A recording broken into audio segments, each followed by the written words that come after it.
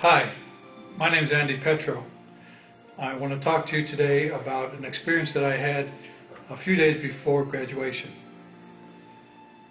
We went to a senior class picnic just prior to graduation, and in that picnic event, during that picnic event, I was swimming out to a raft by myself, got cramps, I drowned, I died, I went into the light, and then I came back again. What I'd like to describe to you is the process of dying. First of all, the drowning process was not a fun process. It was horrible, it was painful. I was stuck at the bottom of the lake. I had aches and pains in every cell of my body. I didn't know what else to do. I was screaming internally for one breath of air. All I wanted was one breath of air, but I couldn't get it. And then a voice inside of my head said to me, Andy, called me Andy. It said, Andy, you need a rest, just for a moment. And I said to the voice, no, I don't think I want to rest. I have to get up for the air. And in trying to get up, I found that I was stuck in the mud. My hands were stuck in the mud, I couldn't pull them out, and I'm imprisoned.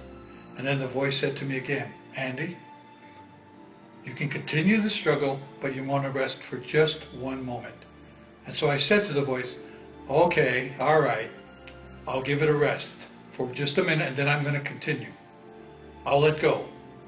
And as soon as the word go formed in my mind, I was pulled out of my body. And all of a sudden, I looked down and I could see my body stuck in the mud. But I'm in a body. I can feel it. No longer am I cold and freezing and stuck in the mud, but I'm warm. And I'm filled with a love and a peace that I cannot explain. So in less than a microsecond, from freezing, cold, horrible pain, I was filled with love and peace and happiness and smiles. And as I looked opposite from my body, looked up into the tunnel, there I saw light. The light was so bright that it was brighter than 10,000 suns. And I immediately said, this should be burning my retinas. But it wasn't. It was a gentle but powerful light. It was pulling me. It was pulling me like a gentle magnet, closer and closer. And the closer I got, the more I was filled with an ecstasy, with a love, with an unconditional love of me as Andy. And as I got closer to the light, all of a sudden, I popped into a giant sphere. It was about the size of a basketball coliseum, and I was suspended in the middle of this sphere, and all around me, at all parts of the sphere, up, down, sideways, left, right, all over, were miniature motion pictures of my lives and what was going on. And I could see, I could touch, I could feel, I could sense every emotion that was taking place in all of those lifetimes. And when I would concentrate on one, I would immediately be there. I would be reliving what I had lived, and I would remember the reliving. And then I would think about another area, and then I'd pop into another movie. And I would do this for some period of time, but you have to understand that when you're in the eternal now, time doesn't make any sense. So it isn't time like yesterday, today, and tomorrow. It's happening all the time, all at once. And I was there for an extended period using earth terms. And then all of a sudden, I popped out of the sphere, and now I'm in front of the light. And the light is so warm and so glowing and so forgiving. And the light had no judgment. There was no condemnation. There was no blaming, no shame. There was nothing but love and acceptance. And the light was viewing me. The light knew everything that I ever thought, did, or will do. It knew everything. And the light welcomed me. And the light said, Andy, don't be afraid. And I was impressed. I mean, the light knew me and called me by my name. Called me Andy. That was pretty good. And then the light said, Andy, I love you. And then the light said, Andy, we love you.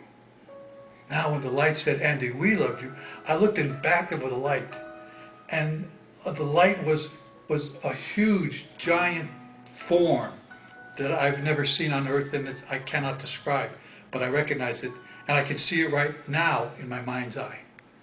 And as the light said to me, Andy, we love you, in back of the light were billions and billions and billions of other lights. And all of them knew me. And they all said in a giant chorus, welcome home, Andy. And I said out loud, I'm home.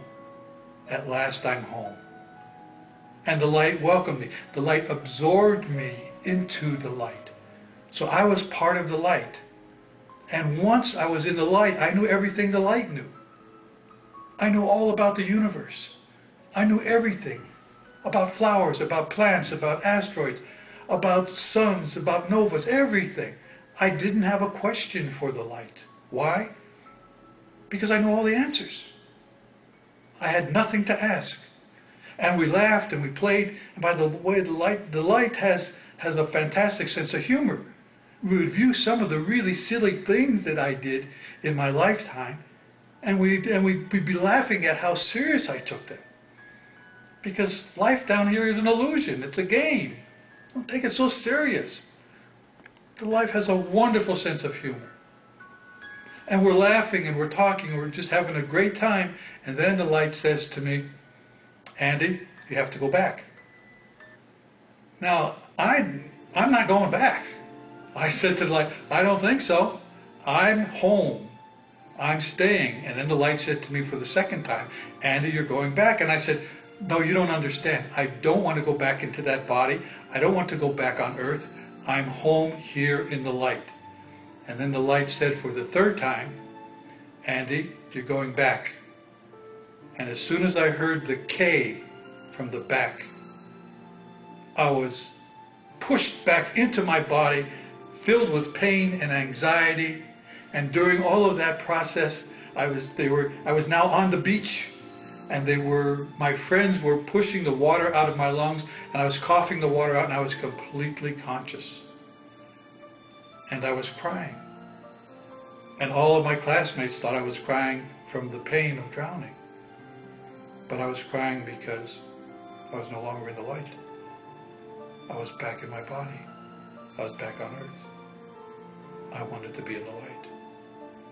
During this entire episode, from the moment I start sinking into the water and the mud, up until the moment I was coughing water out of my lungs on the beach, I never lost consciousness. I was aware of every microsecond of that time. Being in the light was being in unconditional love. Unconditional love means unconditional forgiveness. Unconditional forgiveness causes you to smile forever. That's the story, folks. That's what it feels like to die and come back again. Thanks for listening.